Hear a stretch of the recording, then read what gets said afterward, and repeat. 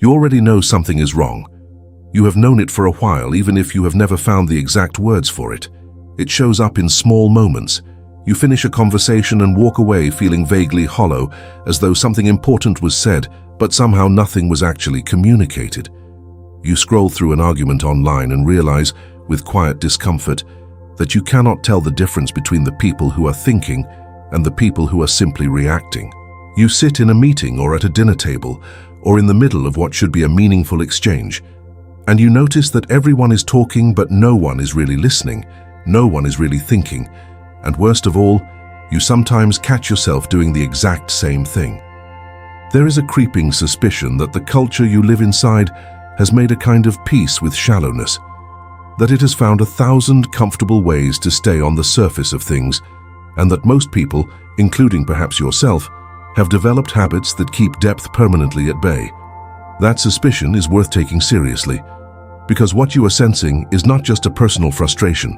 It points to something Hannah Arendt spent decades trying to illuminate about the nature of thought itself, about what it means to actually think versus what it means to merely process, perform, or repeat.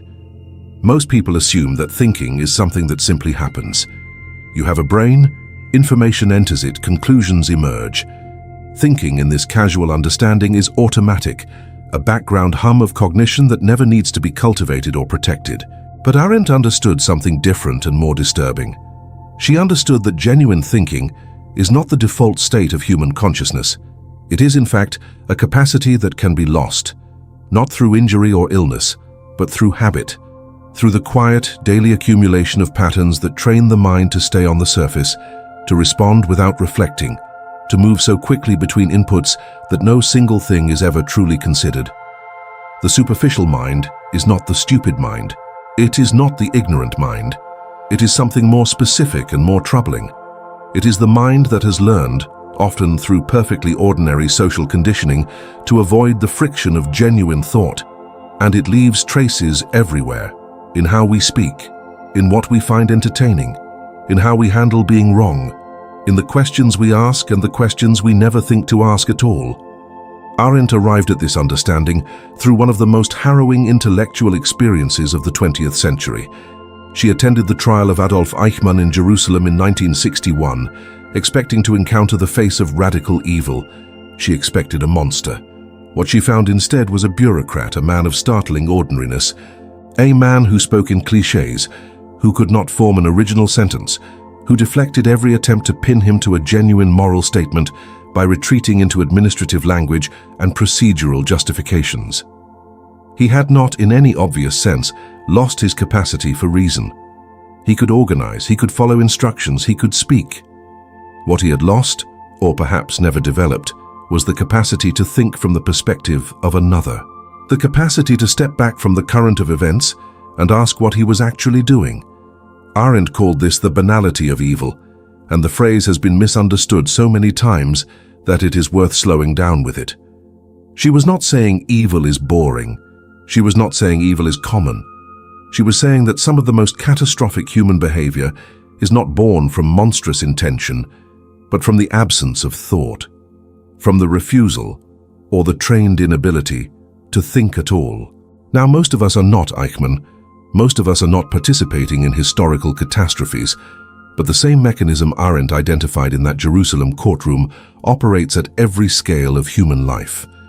The abdication of thought, the replacement of reflection with reaction, the comfort of ready-made opinions and borrowed phrases, these are not confined to totalitarian bureaucracies. They are present in ordinary life, in ordinary days, in habits so familiar that we have stopped noticing them. And Arendt's insight invites us to look at those habits with clear eyes. Because a mind that does not practice thinking at the scale of its everyday life will not suddenly develop that capacity when it truly matters. If this is stirring something in you, if you have been sitting with this question of what it actually means to think well, I want to invite you to subscribe to this channel. I explore these territories every week, and I would love to have you along for the journey. One of the most visible habits of the superficial mind is what we might call opinion before understanding. Most people, if you observe them carefully, form their position on something before they have genuinely examined it. They hear a topic, a name, a situation, and within moments a response has crystallized, not from considered thought, but from association, from tribal belonging, from the accumulated weight of past reactions applied to a new situation as if it were the same situation they have encountered before. The opinion arrives first, the reasoning comes after, and its function is not to discover truth, but to justify what has already been concluded. This is not occasional. For most people in most conversations, it is the primary mode of engagement. The mind is not searching. It is defending a position it never consciously chose. What makes this habit particularly difficult to recognize is that it feels exactly like thinking. The person engaged in it feels certain that they are reasoning. They are constructing arguments, citing evidence, following logic. But the direction of the process has been reversed. Genuine thought moves from evidence to conclusion.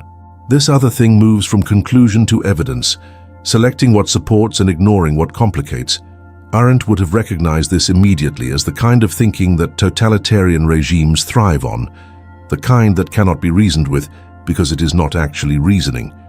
But you can see it everywhere in the person who decides whether a study is credible based on whether they like its conclusion, in the person who attributes completely different moral weight to the same action depending on who performs it, in the inability to say, genuinely and without performance, that you were wrong.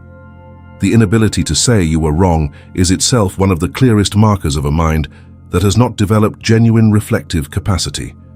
Notice how rare it is, not the performative admission of error that sometimes appears in public life, the strategic apology designed to manage perception, but the actual felt experience of updating your understanding because new information or better reasoning has genuinely changed how you see something.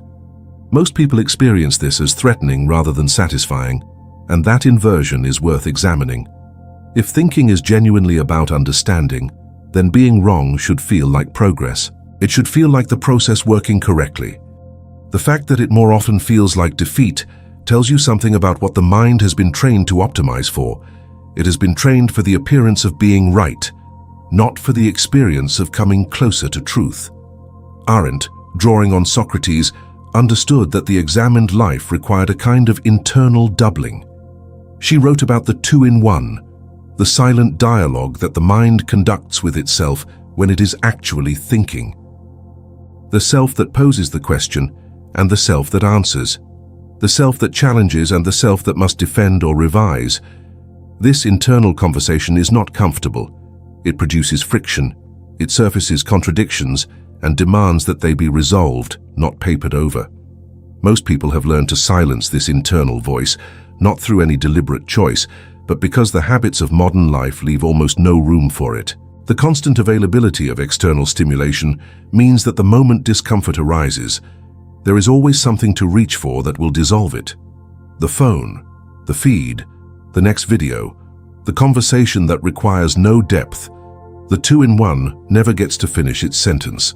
I know that for many of you watching this, there is something painfully recognizable in this description. You have sensed the shallowness in the people around you, but you have also caught glimpses of it in yourself. Moments when you realized you were performing a position rather than holding one. Moments when you noticed that your certainty was faster than your understanding. That recognition takes courage. So let me ask you directly, when did you last genuinely change your mind about something important? Not because you were pressured, but because you actually thought your way to a different place? Share in the comments. And if that question feels too heavy to answer right now, just type, "I'm still learning to think," because that honesty is rarer and more valuable than most people realize. When you name it here, you give someone else permission to admit the same thing. Another habit that Arendt's framework helps us see clearly is what might be called the replacement of judgment with category. Genuine judgment, in Arendt's understanding, is the capacity to see the particular, to look at this situation, this person, this moment, and respond to what is actually there rather than to the type or category it belongs to. The superficial mind finds this exhausting and replaces it with classification. Every new thing is rapidly sorted into a pre-existing folder. This person is this kind of person. This idea is this kind of idea. This situation is like that other situation. Once the sorting is complete, the mind feels it has done its work. But what has actually happened is that the particular has been buried under the general. The thing itself has been replaced by its label, and all the complexity, the contradictions, the genuine particularity of the situation has been lost. You can observe this habit in how people talk about groups, any group, political, national, demographic, ideological. The superficial mind speaks about the group as if it were a single coherent entity with uniform beliefs and motivations, because this is so much easier than the genuinely difficult work of thinking about individuals. It is present in how people respond to new ideas. A new perspective is encountered not on its own terms, but immediately located within a known taxonomy. This sounds like something a certain kind of person would say, and so it is treated as already understood, already evaluated, already settled. The idea itself is never actually examined because the act of classification has substituted for examination. This habit has a particular relationship with cliché. Arendt was deeply attentive to the relationship between language and thought. She noticed that Eichmann spoke almost entirely in clichés, not because he was unintelligent, but because clichés perform a specific function. They allow you to speak without thinking. They provide the social form of communication while evacuating its substance.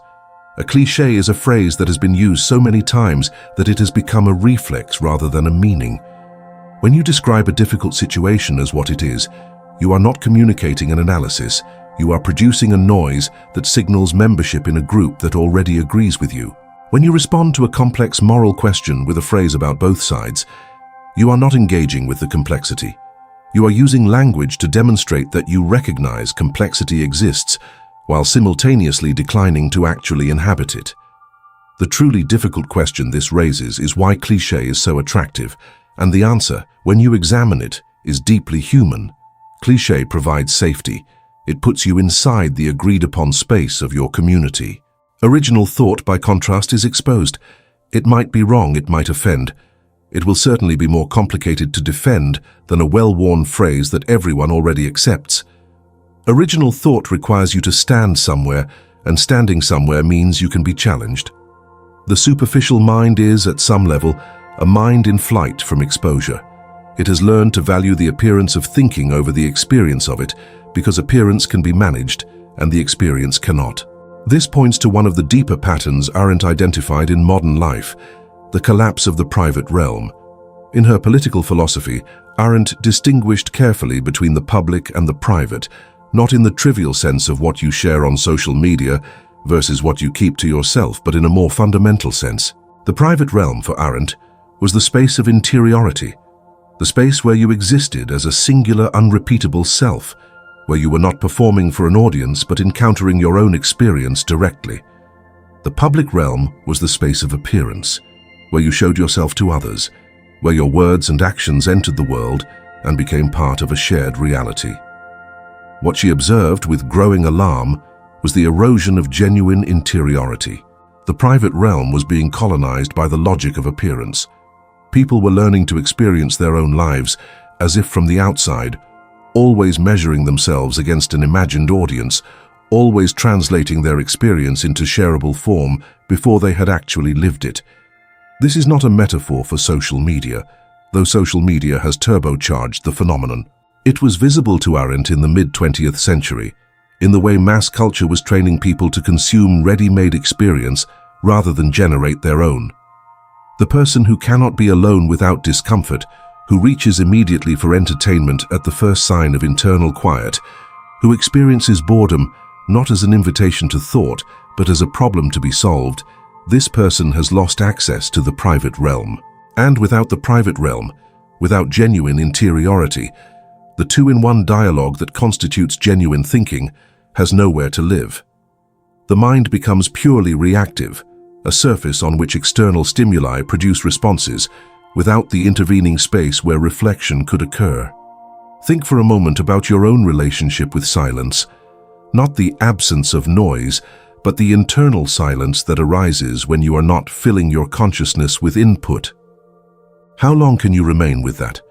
How does it feel when it arrives? Most people find it immediately uncomfortable, and they have been trained to treat that discomfort as a signal to do something rather than as an invitation to stay.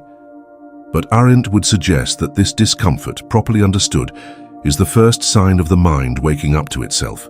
The restlessness you feel in genuine quiet is the mind beginning to encounter its own activity, and the habit of fleeing from it is the habit of fleeing from thinking itself.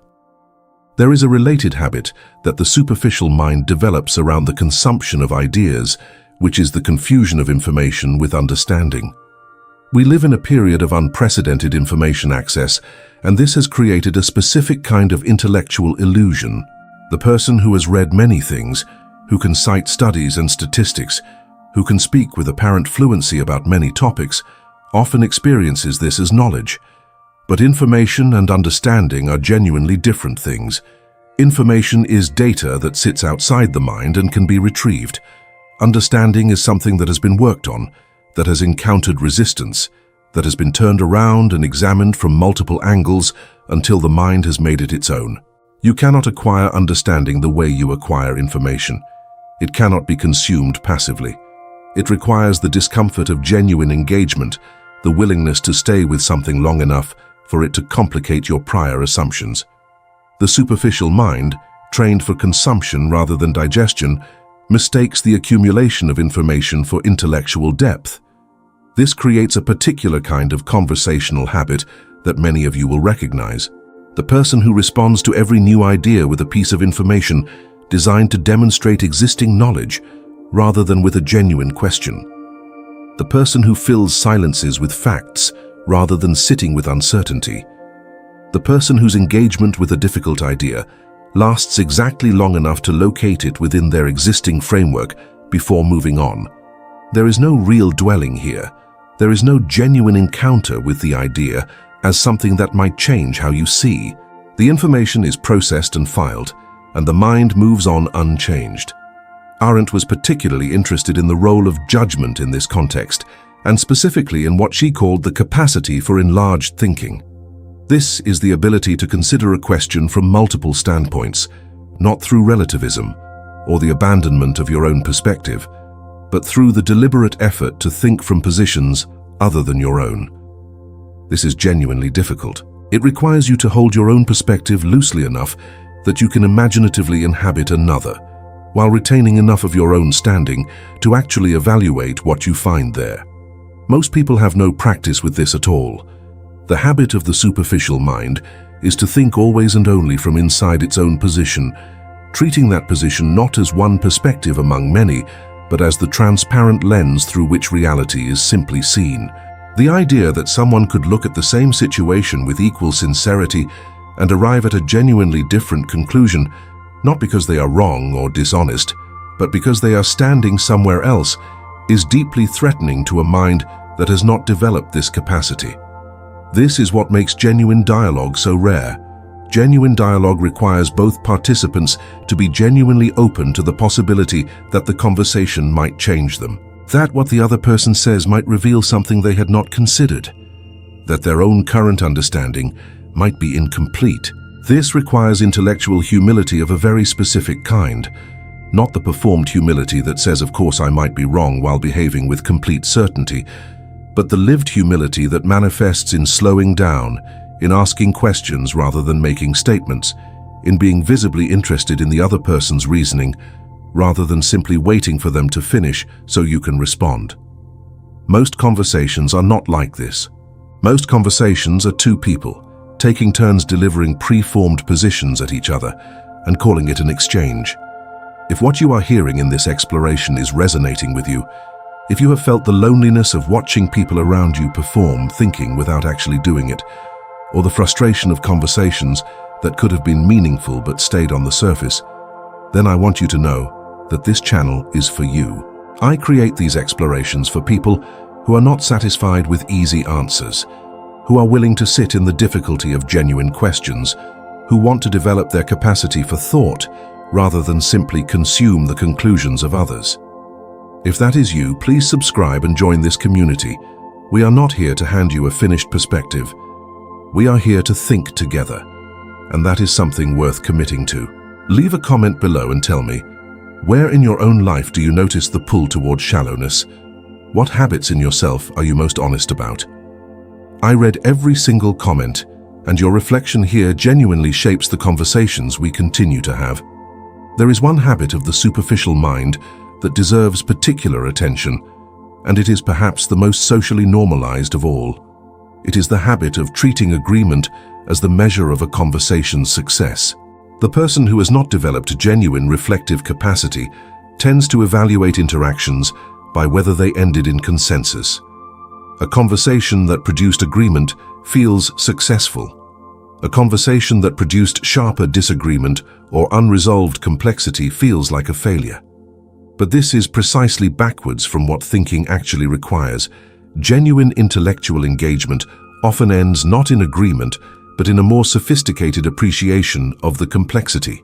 Both people leave knowing more about the territory, even if they have not converged on the same position. The mind that can tolerate this, that can value an exchange for the quality of thought it produced rather than the agreement it achieved, is a mind that has freed itself from the need for consensus as emotional validation. The need for consensus as emotional validation is itself worth examining. It points to the way that most people experience intellectual disagreement as personal threat. When someone challenges your position, the experience is not primarily cognitive. It is not first felt as an interesting problem to examine. It is felt as aggression, as disrespect, sometimes as an attack on identity. This is because most people have not learned to distinguish between their ideas and themselves. The idea is not something you are examining, it has become something you are. And so to question the idea is to question the person, and the mind mobilizes its defenses accordingly. Arendt would have recognized this as the failure of the two-in-one dialogue. The person who has a genuine internal conversation with themselves, who has practiced the work of questioning their own positions, who has experienced from the inside the process of revising and understanding, has some immunity to this confusion. They know from experience that being wrong is not the same as being a bad or stupid person. They know that ideas can be separated from identity because they have performed that separation themselves, internally, many times. The cultivation of this capacity, the development of genuine thinking as a practice rather than an assumption, is one of the most countercultural things a person can do in the present moment. Everything about contemporary information culture pushes in the opposite direction. Speed is rewarded and depth is penalized. Strong opinions attract attention and nuance is ignored. Certainty performs well and uncertainty is read as weakness. The incentive structures of public discourse are almost perfectly designed to produce the habits of the superficial mind.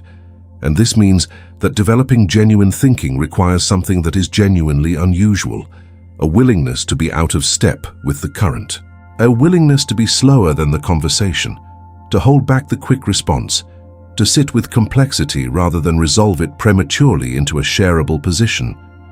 This is not passivity. It is, in Arendt's understanding, one of the most active things a human being can do. Arendt wrote about the vita contemplativa, the life of contemplation, not as an escape from the world, but as a precondition for genuine engagement with it. The person who has not done the inner work, who has not practiced the discipline of genuine thought, does not engage with the world more fully by staying constantly in motion. They engage less fully because they are responding to the world with borrowed patterns rather than with genuine understanding. The ability to step back, to withdraw from the current of events, to sit with a question long enough for it to actually deepen, this is not a luxury. It is the necessary foundation for any action that is genuinely responsive to what is actually happening, rather than to what one's preformed frameworks have decided is happening. And this brings us back in a way to where we began. The habits we have been examining, the rush to opinion, the inability to tolerate being wrong, the replacement of judgment with category, the confusions between information and understanding, the need for consensus, the flight from genuine silence, these are not arbitrary failures of character. They are the predictable products of a culture that has systematically undervalued the activity of genuine thinking. They are what happens when the mind is trained, day after day through 1,000 small reinforcements, to stay on the surface, to be productive rather than reflective, to perform intelligence rather than practice it, to mistake fluency for depth. What Arendt offers is not a program for self-improvement. She is not offering a 10-step plan for becoming a better thinker, and you should be suspicious of anyone who is. What she offers is something more fundamental, a way of looking at your own mental habits with genuine honesty, a framework for noticing when you are actually thinking versus when you are doing something that resembles thinking while the genuine activity is absent. The value of that noticing is not that it immediately changes everything. It is that it begins to create the interior space where change becomes possible. The moment you catch yourself reaching for a cliché when a genuine response would require more of you. The moment you notice yourself forming an opinion before you have actually understood what you are responding to. The moment you feel the pull toward consensus and recognize it as something other than a love of truth. These moments of noticing are not failures. They are the beginning of genuine thought. There is something liberating in this, once you stop experiencing it as accusation. The superficial mind is not the condemned mind. The habits we have been examining are not permanent character flaws. They are patterns, and patterns can be interrupted. But they can only be interrupted once they have been seen clearly, without the defensiveness that makes seeing difficult.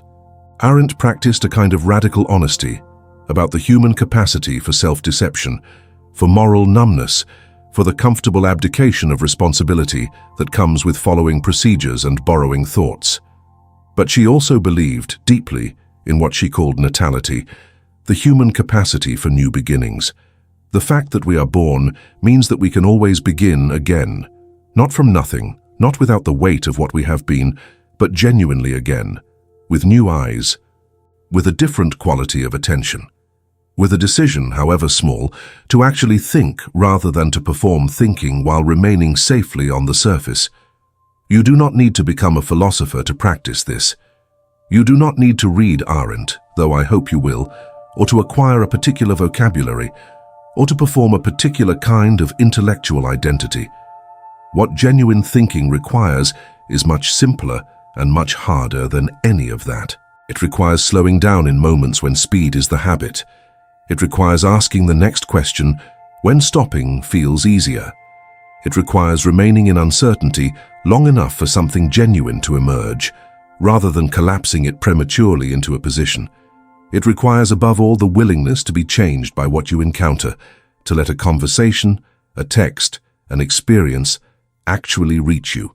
Not just graze the surface of your existing conclusions, but genuinely reach the part of you that is still open, still learning, still capable of being surprised. The person who can do this, even imperfectly, even inconsistently, is already doing something genuinely rare.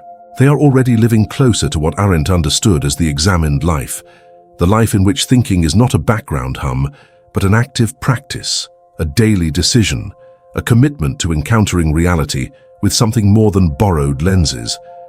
That kind of life is not easier than its alternative. It is in many ways considerably harder, but it is more honest. And there is a particular kind of satisfaction that comes with honesty of this depth, a satisfaction that no amount of performed certainty or social consensus can replicate. It is the satisfaction of actually being present to your own experience, of actually seeing what is in front of you, of actually thinking rather than merely rehearsing the thoughts you have been given.